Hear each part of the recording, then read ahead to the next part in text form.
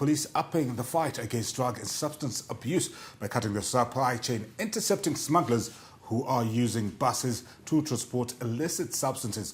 This follows the recovery of 126 kilograms of daga and crystal meth. Well, the latest bust involves a tender bus which resulted in the arrest of footballer Abbas Amidu on allegations of possessing 65 kilograms of daga this past week. And now allegations are that Amidu and his 3 accomplices were transporting the daga from Rusape when a whistleblower alerted the National Anti-Smuggling Task Force, resulting in their arrest. Now, Amidu and his accomplices appeared in court on Friday and were remanded in custody to this morning for a bail hearing.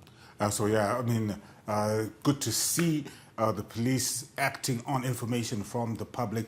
Disappointing to see even people that maybe some would have looked up to. Abbas Amidu just involved in that 65 kilograms of So that's a lot. on the bus. How do you get 65? That's what I was thinking. I was like, it's hard to get an overnight bag sometimes to fit in the. But drug and substance abuse. The scourge has been heavy on our society, especially over the last couple of years, and we never want to see it manifest. No, we don't want to see that manifesting at all, Teach. And I think the authorities, they're talking the talk, I think. We just need more action, really, to curtail these things. And at a very personal level, I have a nephew. He got injured. His heel, this part here, I don't know what it's called. The Achilles heel, yeah. It got hit, but I think near Bemba Chai. And the youngster is still maintaining that he kicked a window by mistake. He was sleeping. And he was in a drug haven in Bulawayo, in the Emma Kandeni suburb, to be particular. This is not a nice thing to be talking about so early in the morning, but it is what it is, and the youngster is suffering from it. I don't know if he's trying to get out of it or he's going back into it. These are the things that we're seeing. So I have no mercy. Whether you were a former footballer who was doing absolutely amazingly well, or you were a legislator who is using their power in politics to be able to move these things into the country, it's just a dirty game. And I think, in as much as it's a dangerous statement to say, I think the police need to stand up and do what they can to make sure that they curtail these things. And we hear also that the police officers themselves are actually involved in this game as well. So, we don't know where to run to. No, I think what I appreciate is the effort.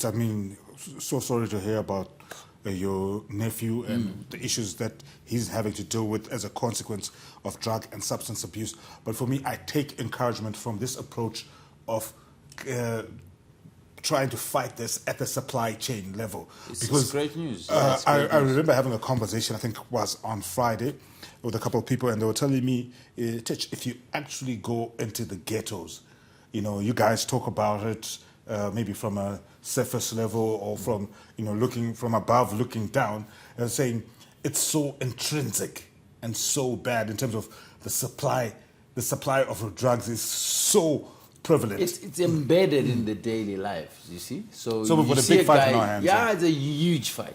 And there's not much that the residents can do as well. They can see what is happening, but they can't act because their kids are so involved in it in some way or another. And unfortunately, it's also very serious people within the neighborhoods who also are perpetrating this. And I'll tell you, I've just been reminded of an incident that happened, I think, last Wednesday. I decided to take a walkabout with one of our cameramen and our reporters as they were going around the central business district, just engaging the fans around the Warriors. This was the time that that story broke of Musona returning. And I remember, I think we probably had conversations with about 10 to 12 people. And this was around maybe midday. and 3 or 4 of those I said we can't use because they were clearly high. intoxicated, and they walk around, and I'm like, when did we become this country? I mean, like, this wasn't like a Friday night and we were at a bar somewhere. This was in the heart. This was on First Street, in fact. Yeah. On First Street, you're randomly seeing a person, and you can see their eyes red. You can see they're slurring their speech. They're not even coherent. Yeah. And they're like, Maorias. I mean, it sounds like we're making light of it, but this is a really, really serious problem. And meanwhile, police have arrested 7 drug dealers along the Mukuwisi River in Mbare, where they uncovered disturbing new methods employed by the dealers, where biscuits are being laced with drugs and sold to the public.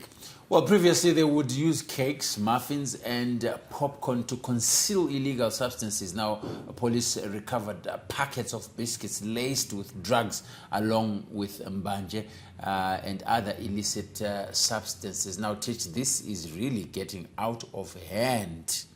You know what? I'm disturbed because I told you yesterday I was with my son, and just as we were about to go home, I'm trying to teach him to also be, build that culture of providing, whatever. So whenever we're about to go home, we always get in the supermarket, and I'm like, pick something for your mom, pick something for your sister. So it's like, I'm going to get some biscuits, and I'm like, no. no, I'm like, suddenly it's not safe. Suddenly biscuits.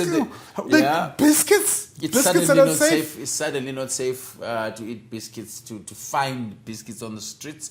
And we don't know how many kids are becoming victim to this, or who are knowingly buying these biscuits. And you get home, you get into your daughter's bedroom or your son's bedroom, they have biscuits. It's okay, they're having biscuits. They're not drinking, they're not smoking anything. I'm happy.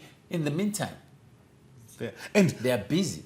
And you add this now to the issues that we've talked about in the past on this show around counterfeit goods and how they're making their way to tuck shops. So, because of that ecosystem that has been created, it's very easy for this drug-laced biscuits to end up in a random tuck shop in Mavuku.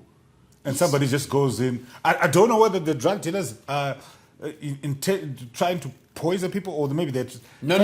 They have a very well-calculated market, and the market knows when the biscuits. Product comes and what it looks like. So my ginger biscuits. So I'm telling you, this thing is on another level right now. But I'm happy also to see the police,